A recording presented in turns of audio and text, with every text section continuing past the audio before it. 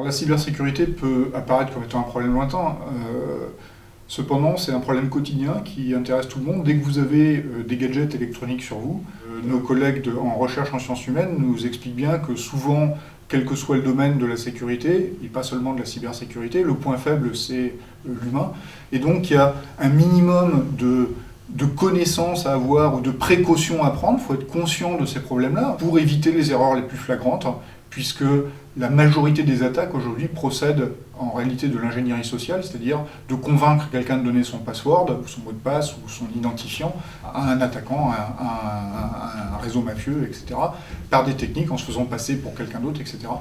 La problématique de la cybersécurité, comme celle de la sécurité toute simple d'ailleurs, est que tant que personne attaque, on ne voit pas qu'il y a un problème. Mais dès qu'on s'aperçoit qu'il y a des vulnérabilités et que derrière, on peut, en attaquant des systèmes, soit avoir un gain politique, voire militaire, en influant sur les États, en faisant une sorte de chantage, ou même en détruisant des infrastructures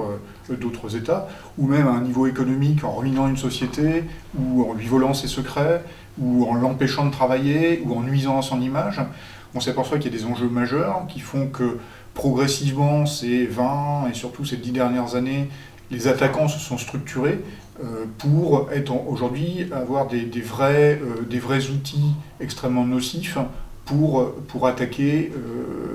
les systèmes et derrière soit obtenir des gains politiques, soit obtenir des gains financiers. Donc il y a tout un nouveau champ qui apparaît et sur lequel il est assez difficile de sensibiliser le grand public, mais aussi les entreprises, alors pas les grandes entreprises qui sont évidemment extrêmement conscientes de ça, mais tant qu'une entreprise n'a pas été attaquée, elle ne se rend pas forcément compte de ce qu'elle risque. Et quand elle est attaquée, souvent c'est trop tard, ne serait-ce que pour son image. On a eu de nombreux exemples dans l'actualité.